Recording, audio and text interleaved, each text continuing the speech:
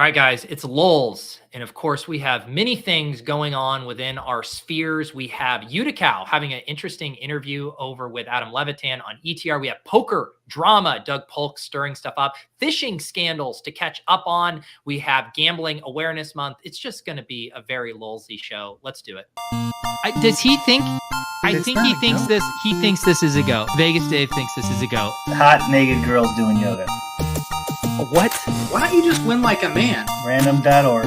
Type in 1 for yes, 2 for no, and let the DFS cats pick for you. And I'm absolutely begging you not to dupe us. Please don't dupe us.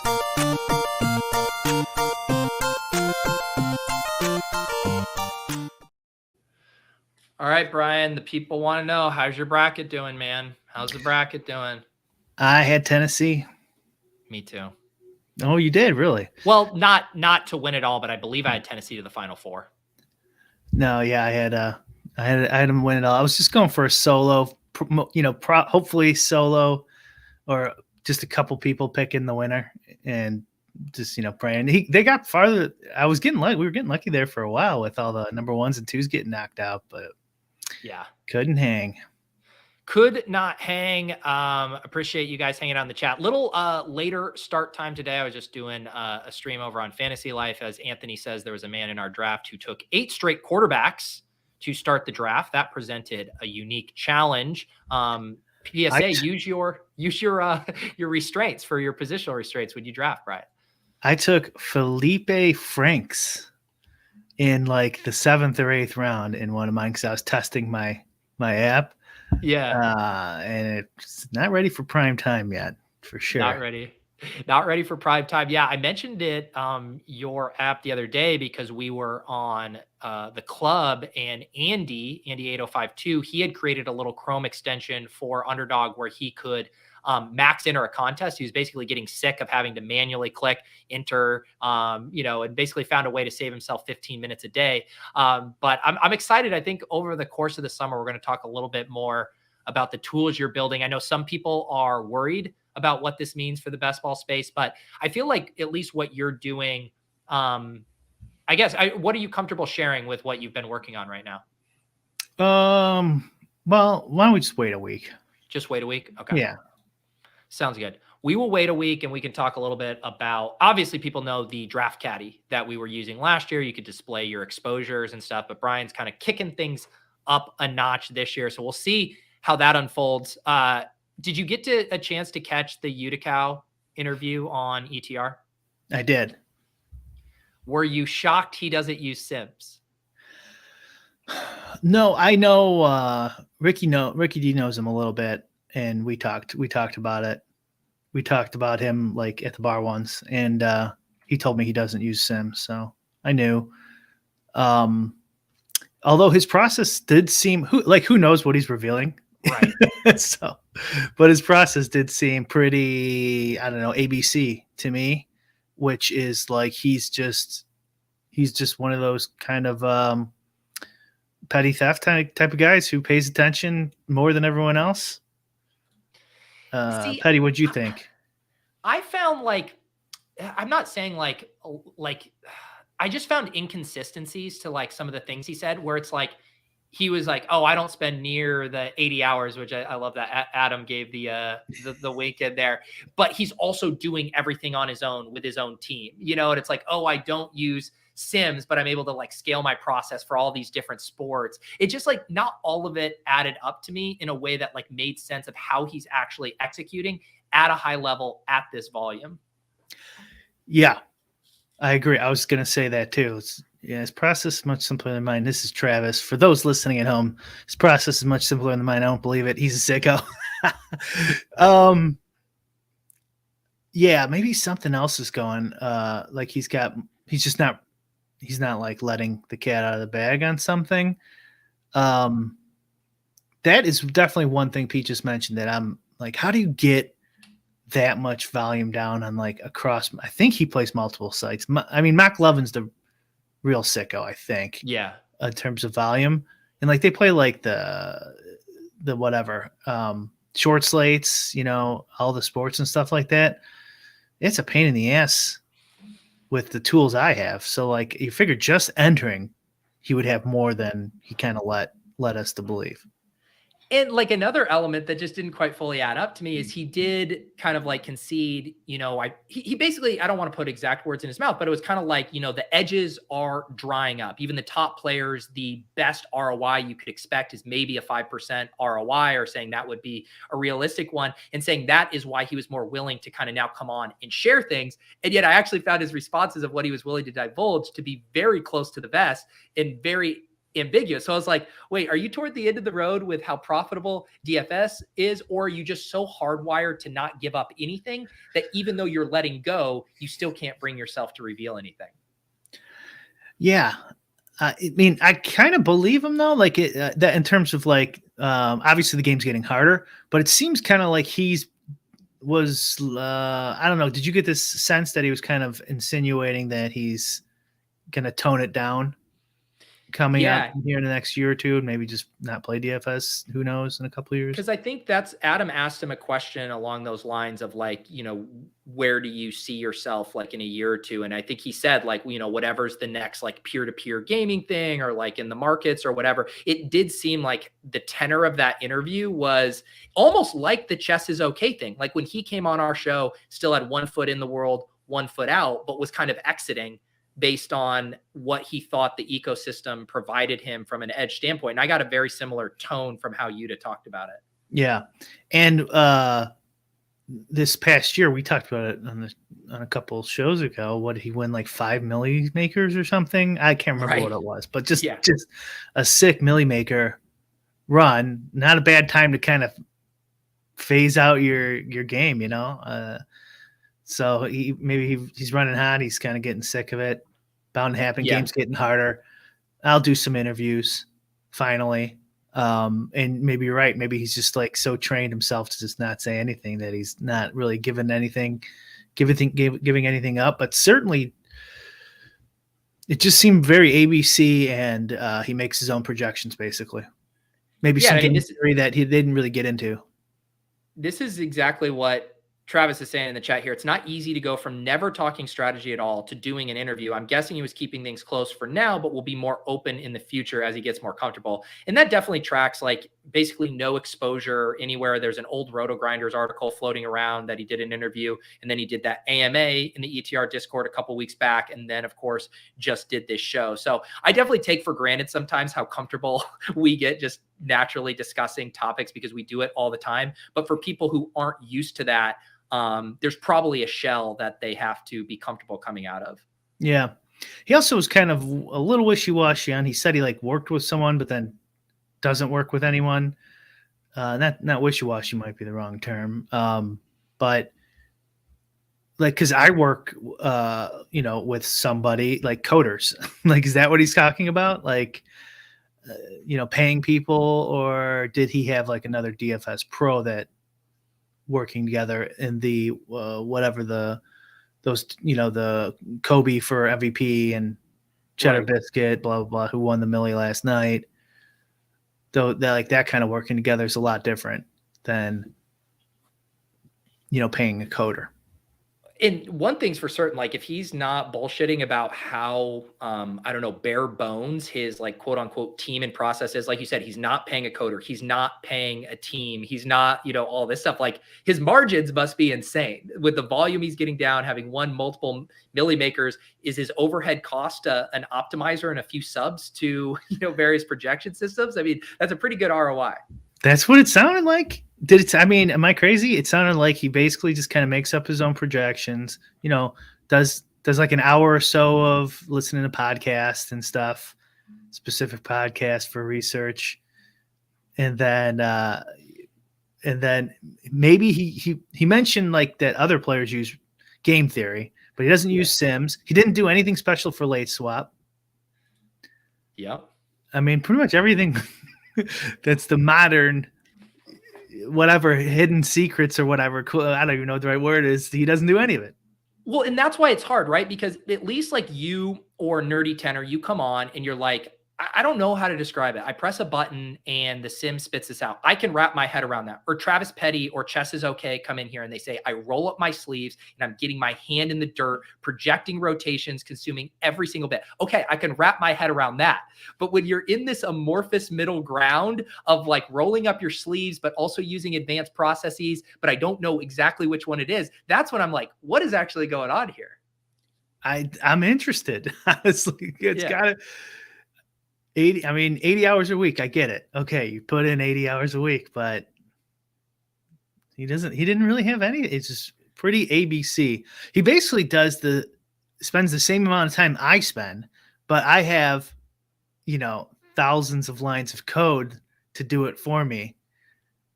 But then he wins everything. So it must be. I guess the one thing he did admit that he spends a ton of time on were NFL Sundays. He said like he waits till later in the week, but then we'll spend like hours on a Saturday night getting stuff ready and then getting up. I think he said like 6 a.m. or something, which would give him like a 7-hour lead time, depending on what his time zone is before lock. So he is like putting in some manual hours there. But still, like to do that across multiple sports, multiple sites, you are then approaching Chess is Okay levels of hours. And it didn't sound like he was willing to say he was. Yeah. Well, he said he'd do our show.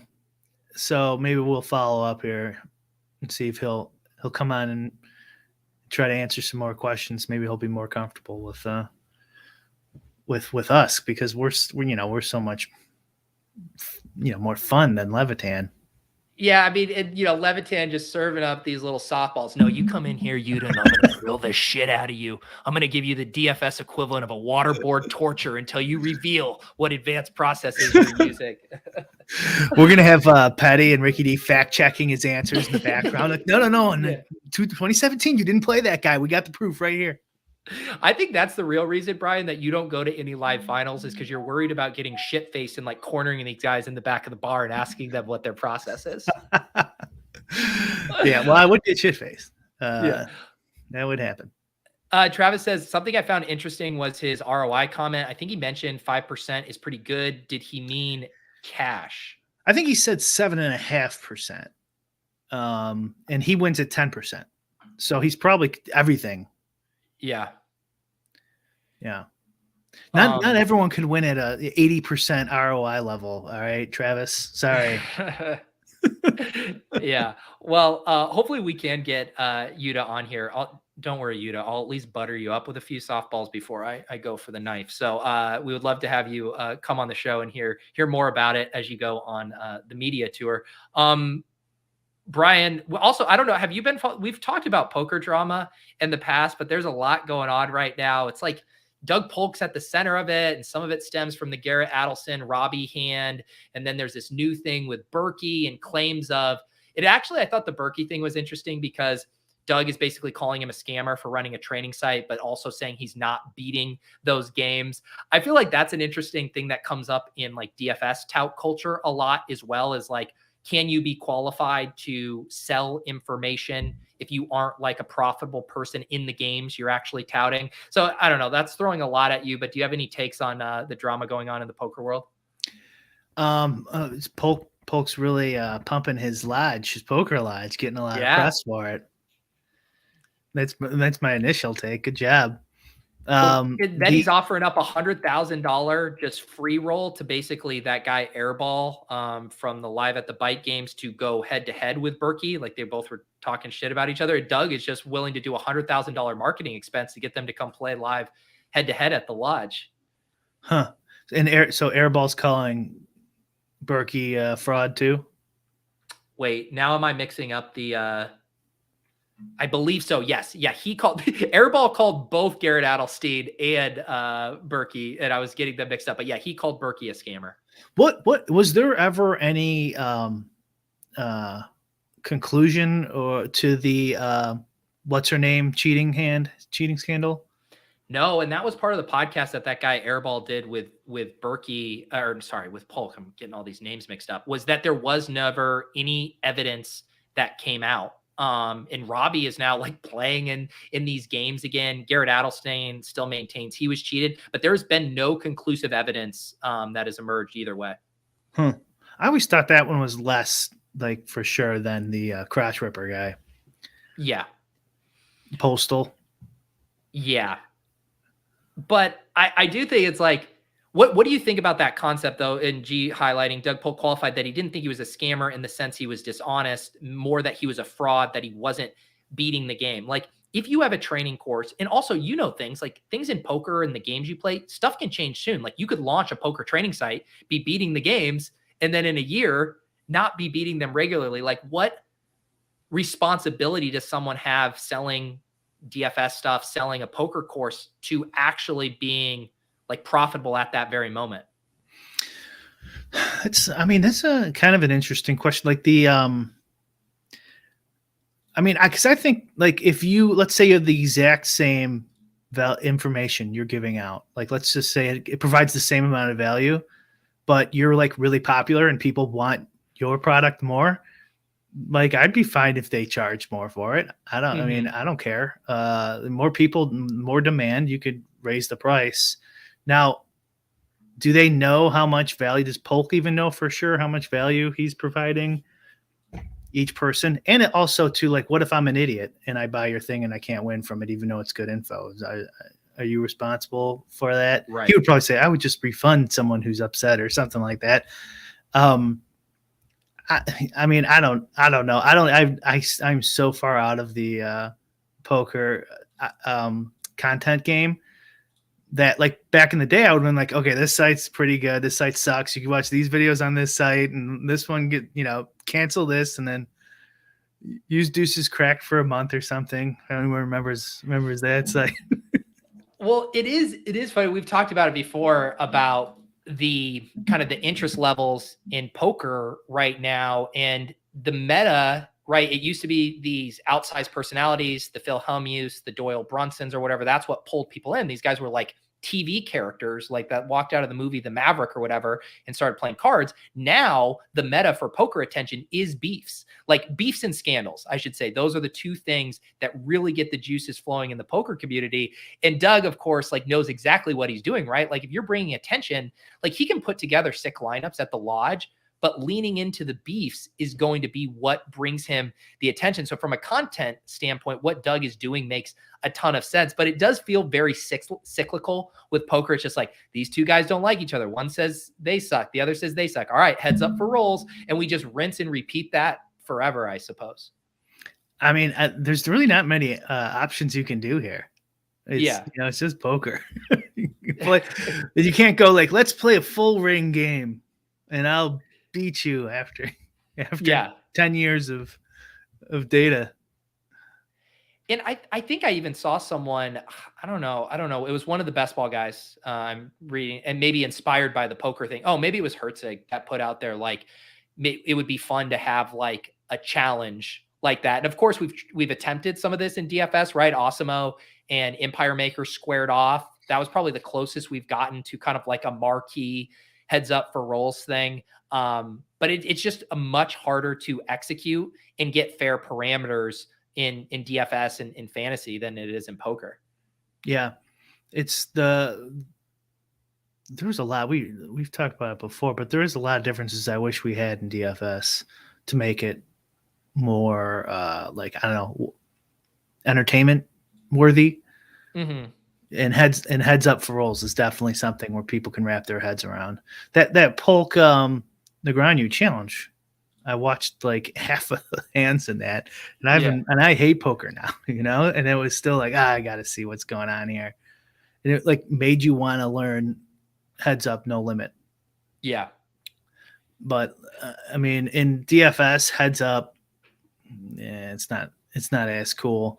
I kind of still like the EM2 Awesemo kind of format. Like 6, 10 man GPP, something like that. There's a lot of like game theory in that. Even if you could get all 10 guys to get in on the bet, I mean, they already are if they're all playing it, but so I don't know why you can just play higher if you wanted. You don't really need to bet each other. I guess there's no vig, but like, that is kind of a skill. It's definitely like a skillful challenge. like those smaller, like, I don't know, 8 to 20 size GPPs that I'm just not sure people will like it as much. I don't think people care. I think it would be, and we probably mentioned similar ideas like this before, but if DraftKings like cared about the ecosystem or like growing the game, like even providing kind of the guardrails or the infrastructure to host those kind of competitions, would be really cool. Like you get the top 10 in the world and you set up, almost like, tent pole events of like this contest for MMA, blah, blah, blah. And maybe it's VIG free or whatever. And you're kind of like facilitating this idea of these guys battling against each other, and then you make content around it, and then people are intrigued and they're following the standings and all this stuff. Like it's a no-brainer for like growing the DFS ecosystem, but as we've said before, they just have no desire to do that. There's personalities too, and like in-person footage back in the ESPN days, like Mike the Mouth and stuff like that. So just like what what's that genre called of TV? The MTV reality show, reality shows. Yeah. It's very like reality show-ish that you do not have with DFS at all. No, which is a bummer because we do have DFS personalities. Like, we don't necessarily have the venues to kind of pull those personalities out, but like EmpireMaker versus Awesemo. I mean, you want to talk about two guys who you can like sketch their characters on paper. Like if you gave that at a table read to someone who's reviewing a script, like the nerd with his Sims and stuff who crunches DFS versus the I know better, feel more broy DFS guy who also has success. Like that story tells itself from like a character standpoint. And that's why it was like the closest we've come to something like really fun and entertaining in the space. Yeah, the goat series that DK tried, like I mean, there needs to be more of that, way more of that. We remember we had the Phil Galfond poker house idea for DFS. You stick 4 or 6 DFS bros in a Vegas. Oh, you can't do Vegas because DFS is illegal there, but you know what I mean. Somewhere fun for a month, 30 for 30 or whatever that was called. 2 months, 2 million. Yeah. It's funny you mentioned Galfond because I did just see this tweet pop up. Apparently he's arbitrating, like trying to get this Berkey and Airball heads up match. And I love Nick Airball here says, dude, go suck a dick for 25.50 buy-in. Galfond saying, hey guys, heading to bed. Ball is in Berkey's court. Nick says, I hope you sucked it good, bitch. I mean, just really positive conversation going on here between these two. I love Galfond just spending his time mediating just like this total pissing contest. And Nick Airball seems like a reasonable person. I know, which is funny because he did come across in his Doug Polk interview as like a fairly reasonable one, but at least in the Telegram or WhatsApp streets, doesn't seem so much. Why don't they fight? That's what they really like. Forget the poker. Let's just do the Olivier Bousquet like MMA style throwdown instead. I was thinking this year we could do for DFS the tout wars is do a best ball tout war. Yeah. Do the same thing we did last year. I did or whatever on my, but just we'll draft a team all on the same day. Like, maybe we'll do it live on the show or something. Yeah. And it could be for charity, I guess, if that's what people wanted, but yeah, it would be, you could do some fun stuff too, where it's like, assuming people were like 150 maxing, say Best Ball Mania, and then being like, which group had more teams finish in the top 500 of the regular season leaderboard or something. Like you could have some like fun, games like that to see like which tout war group, had the highest ROI, like under certain specific parameters. Could you, can you make on DraftKings, can you make like a 100-person tournament? Yeah. And do 10 mans or whatever for best ball or for DFS? Best ball. Oh, best ball. I'm not sure. I thought you were talking about the private leagues on DraftKings. On Underdog, you can make like 12-person individual leagues. Yeah. You can't do it like 100, like 100 whatever it would be to even it out. I can talk to them because I've been wanting to do like some smaller tournaments. Like I'd love to have a Deposit Kingdom contest that's like a 3 max, like, I don't know, 1,500 entry contest for the Discord, stuff like that. Yeah.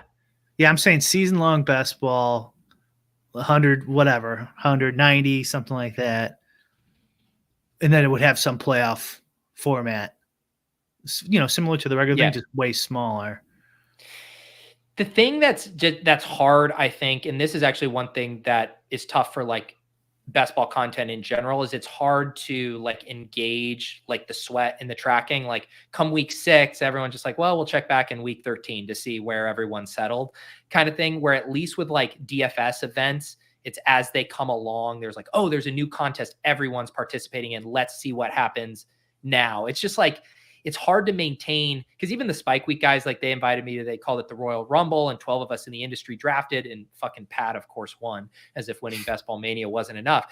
But even they had grand plans to like build enthusiasm over the year and make content, but it's just like, it's hard to draw up enthusiasm for something that happened in July that's going to happen regardless of anyone touching it, I guess, but I mean, for the Tout Wars, I think we could do it.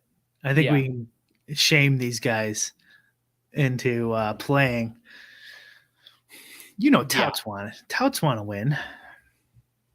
The ETR, think about it. ETR hired bots to vote in our polls, Pete. They almost took you down. You versus, was it Leone or Levitan? Who did I go up? I mean, I went up against Hoop.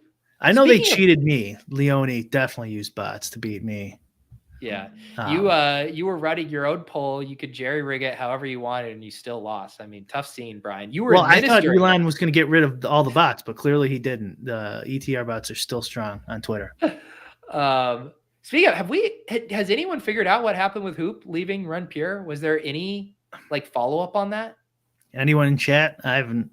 I think they just I don't know. Conscious uncoupling. That's a good. I don't know. I didn't get the tea on what happened there. G says, I like the idea of custom scoring. We can set up a theme each week across a multi-week challenge to make it more exciting and build narrative for coverage. And that's the other thing too. Like you would need the stakes and the incentives to be there, right? Like you need a reason for Brian to want to check in and make a lineup specifically for this 25-person contest. Like you need to have that incentive. Otherwise, if it's just some like random little thing you do in the background, it'll never have like the heat that it needs. Are you talking about the Tout Wars idea? Yeah. Well, I mean, if it's best ball on Underdog, you only draft once, you're done. Right, but I guess I was talking more about the DFS one style thing. But I'm just saying, you would need there to be some fun stakes or prizes to incentivize caring about it. Yeah, DFS. It's I don't know if there's a good solution for that. No. Other big news around our parts, and I forget the first time we talked about this story. What was the first time we talked about this phishing scandal? That was a while ago. But we did get some conclusion here. 2 fishermen caught cheating at Ohio tournament, and they do plead guilty. This log line here is just incredible, or this lead. 2 men accused of stuffing fish with lead weights and fish fillets in an attempt to win thousands of dollars in an Ohio fishing tournament last fall pleaded guilty Monday to charges including cheating. Just when I thought, humanity couldn't get, any worse, you got guys cheating in fishing competitions, Brian. If you look at the 4th paragraph there, he also agreed to give 5th. I'm sorry. No, that's 4th. Right? Oh, sorry, I can't count. Also agreed to give up his bass boat of $100,000. These bass boats should not cost $100,000. I'm in the looking for a boat currently, and they're so ridiculously expensive. And bass boats are just like these stupid little John boats, and they're so expensive. Is the risk worth $28,000? Because that's what it says. They would have received a little over $28,000 in prizes for winning the tournament. If I remember this story correctly from last time we covered it, they've been doing this for years, though. Yeah. Okay. So it's more like hundreds of thousands of dollars. They finally got caught. Wow. Wild. It does just go to show any kind of thing where money is involved, people will do whatever they can to win. And guess who caught him? The other fisherman. Right. Right. It's just like gambling. The best detectives are the players. It's great. I really don't remember. I don't remember the impetus to us talking about this the first time. Maybe some Lulz historians could remind us. I can't remember. It's a crazy story, though. I mean, yeah, cheating and fishing. I mean, the money's enough where it's like, okay, I get it. But like, if it was more in the $20,000 range, that's it. Like, let's say it's $2,000 or something. It's like, you're fishing.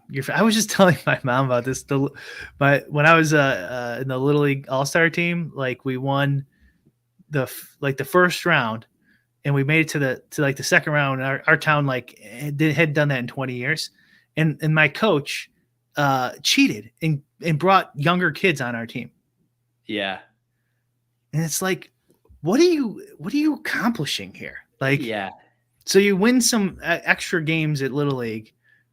Are you gonna be like, oh, I'm so proud of this? Like some of these guys who cheat at a fishing tournament where there's no prize, or Little League, and it happens all the time everywhere. They're just fucking weirdos. I mean, I guess the stakes are slightly higher, but like my high school basketball coach got in like some hot water for like recruiting stuff too, where he was skirting some of the rules for bringing in kids from other districts and stuff. And it's like, this guy was already a tenured, basketball coach at my high school, had been there forever, had even won a state championship too. So it's not like he's getting fired if he has a down season, and still feels compelled to like compete or to cheat and potentially risk his job just to have like one slightly better team or player on your basketball team. And it's like, is the juice really worth that squeeze? No. No, like if he maybe is like he can get a college gig and then eventually, some crazy guy like that. But if he's like 55 already and it's over for him, like that's just insane. And then the other thing too is like what about the kid who now doesn't have a starting job or doesn't play because you're fucking cheating? Yeah, me too. You're talking to him. I played a lot less in the second round because there was all these like 15-year-old kids on our team. Maybe I was the whistleblower. Who knows? No. You know what the crazy thing was when I was telling my mom? She didn't know. No one knew. So none of the parents found out this guy just cheated. Goodness. Yeah. So like, I guess it was different times back then. Now you can just like text your mom, hey, there's some like older kids here, what a fucking psychopaths. Really. It's insane. And just a normal, nice guy. You would never just, if you went to saw him at the whatever bar or something, you'd be like, oh no, hey, good to see you.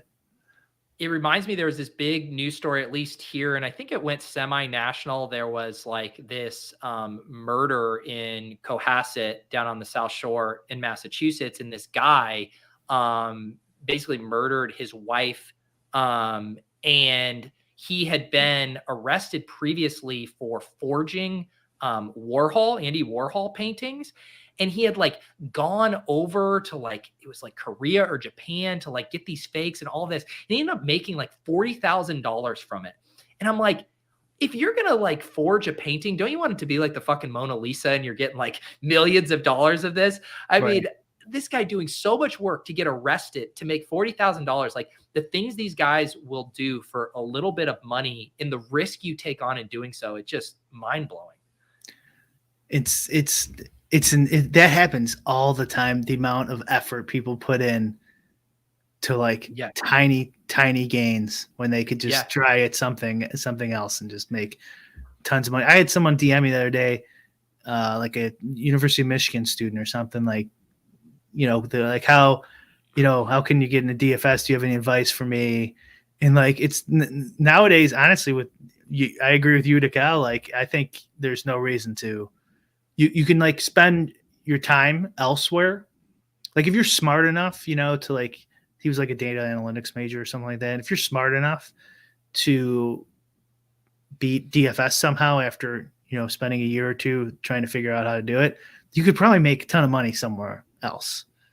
Now it might not be as fun, So, and give a shot at it.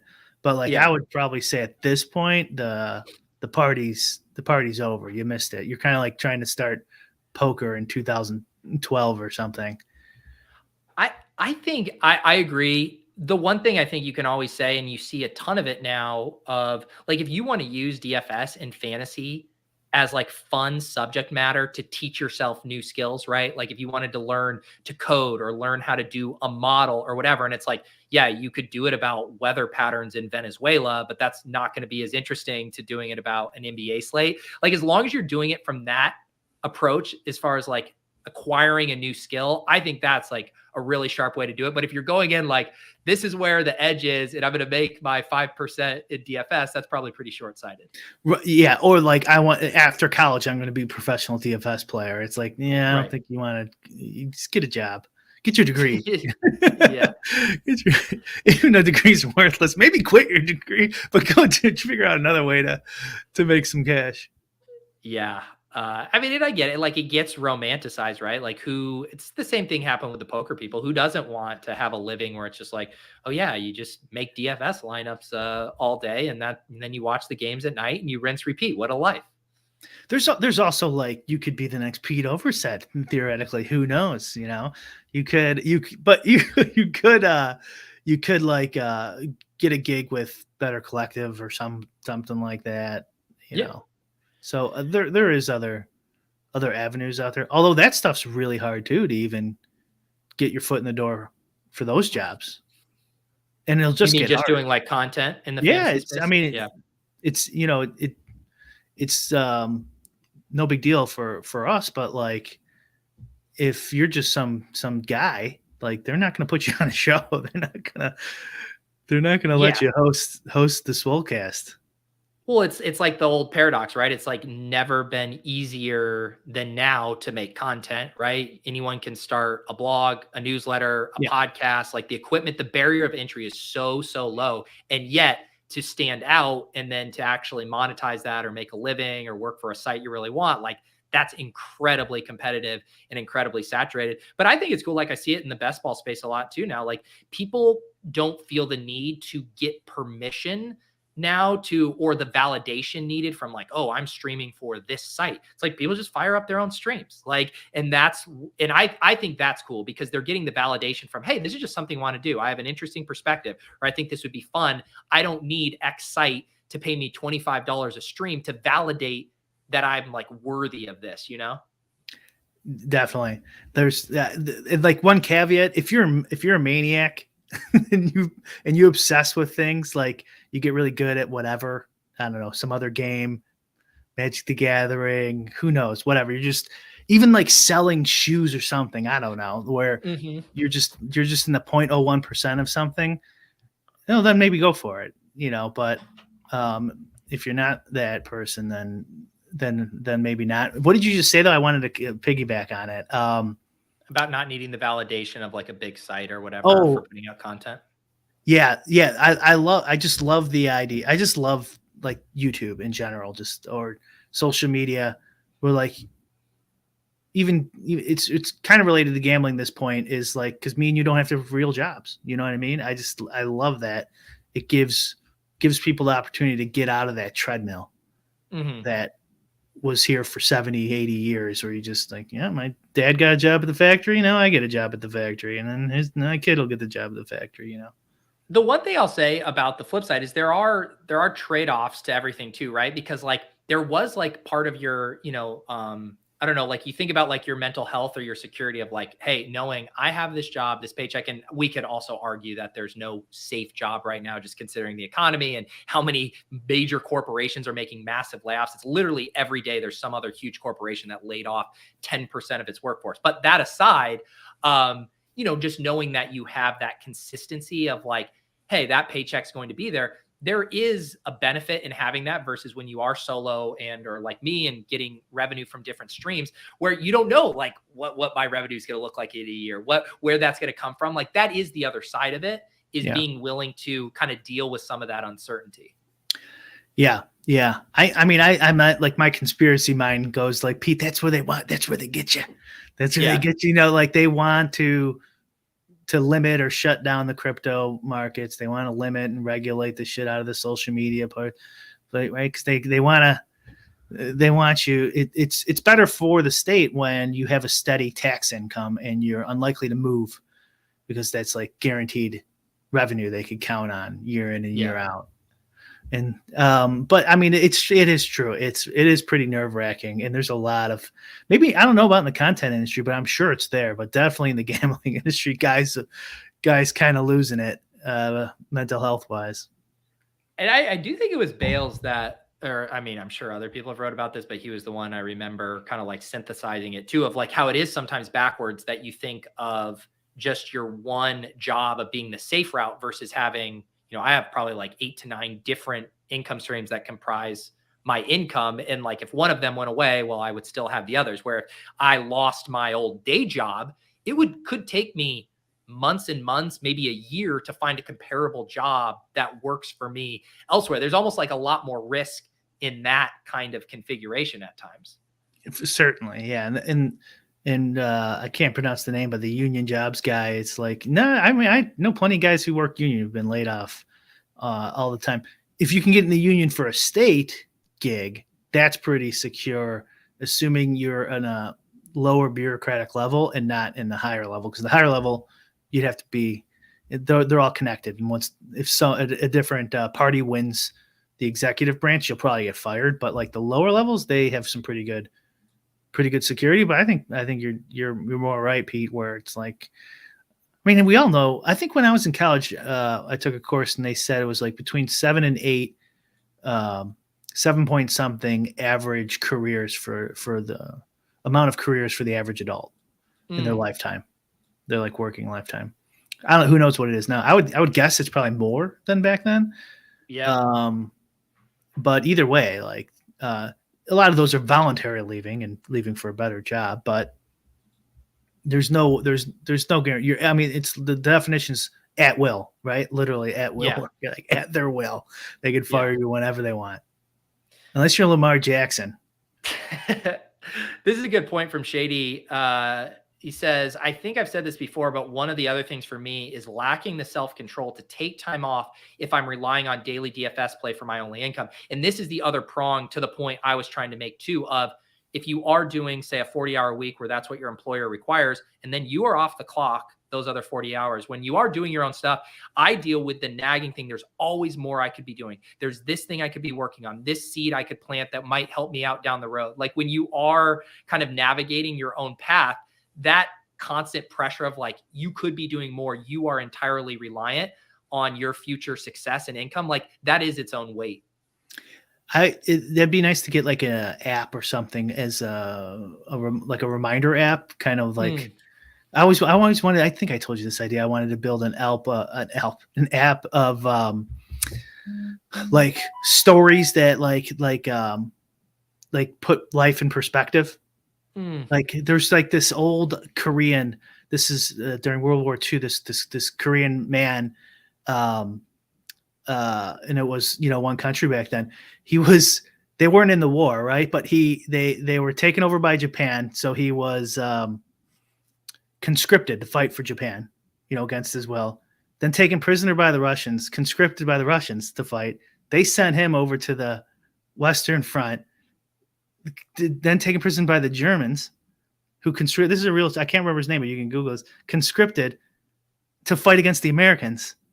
He was conscripted by all these different countries, and he survived all of them. And we took him prisoner, and he ended up through some process somehow, because they were like, "How is there a Korean soldier?" You like probably Google Korean soldier in German Nazi whatever uniform, and he'll pop up. And he made it, and they made it all the way to America. They let him stay here, and he lived in a town right next to where I grew up, Westmont, Illinois. And I always think of like stories like that, like when you're complaining about getting in your DFS lineups. Yeah. Dan in the chat saying cosmic insignificance is my jam. That's a reference Bales twice on here, but like there's like just a bunch of stories like that. And then you just wake up every day and there's just like a brief story about, that kind of puts life in perspective. And it'd be good, like for the like something too, like slightly different, but variation on getting your shit done as a self-employed person would be cool. And I got to say really quick, shady advice. Did you win the 100K last night in NBA? Is that their username on? I think so. Well, there you go. Seems familiar. Well, if so, GG. Nice job there, Shady. And plus, there's nothing that gives you those confident fingers in chat after winning a nice 100 ball. You know, you're like, yeah, I'm feeling good. Let me give some thoughts here. Everyone probably wants to hear them. I'm so smart. There you go. T-Tid here. This is another element. Says, I play poker for my income and dabble in DFS. I wonder if I'm wasting my time with DFS because I don't play with the volume many do that are pros. And this goes back to that whole thing too. Like, I don't want to make assumptions for T-Tid, but I'm guessing like DFS is fun and it's like almost like a hobby thing. But then you feel the opportunity cost of not devoting that time to something where you are making your income. And that's a huge other thing to wrestle with. It's like leisure and things we enjoy. It doesn't even matter if it's just fucking playing video games. Like there is value in that too for your own mental health and enjoyment of life. And yet we all feel those pressures of like, we need to be wringing out every last bit of EV and money-making potential we have with every waking second of our lives. I mean, I would say like, yeah, probably not. You probably would, unless you're doing like that, like kind of like, what's it called? Overlay hunting. Yeah. And, playing the smaller sites, but even the smaller sites are tough now. Yeah. The guy's name was Young Jung. There you go. Yeah. There you go. That was the Korean soldier. Not to cut us off here, but I know I need to get running. You have something to go to. We had to do a shorter Davis show today. is sending me messages right now. God damn that Davis. If I knew it was Davis I was ending this show for earlier, I would have just kept blowing right past our time. All right. I appreciate you guys hanging out in the chat. Sorry we have to abort this early. We had to start the show a little late on my end, ended a little early on Davis's end. But we will be back as usual every Thursday at 1:30 p.m. Eastern. Anything else on your end, Brian, before we power this down? Nope. Have a good one. All right, guys. Peace.